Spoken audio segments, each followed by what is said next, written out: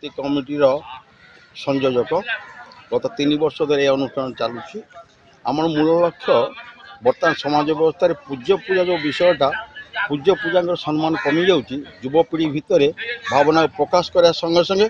श्रुति सब अमर हुए से श्रुति मध्यम समाज को बार्ता देवाई आम अनुष्ठान ये अनुष्ठान विभिन्न गुणी जन मानक सम्मान संबर्धित कर विशेषकर पूज्य पूजार जो सम्मान आम प्रेरणा करी समस्त ग्रहण कर पूज्य पूजा विषयटा समाज जब प्रसार होगा आम मन करूँ आम परिश्रम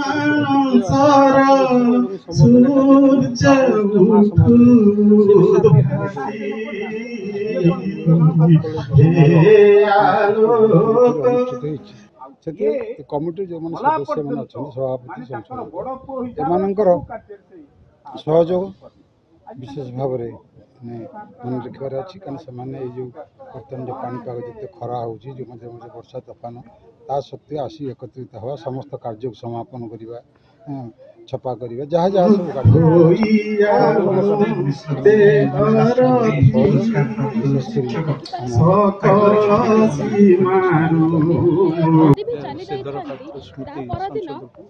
मत अतिथि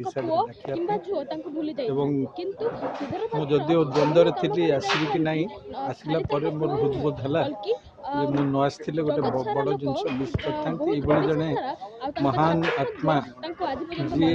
निजर समग्र जीवन उत्सर्ग कर अंचल उन्नति पिलांकर शिक्षापी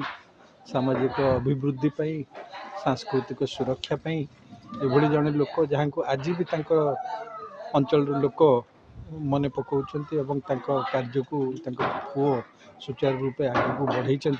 ये सब जानिक मु अत्यंत आनंदित एवं से महान आत्मा को श्रद्धांजलि देवाई मत गोटे सुजोग मिलू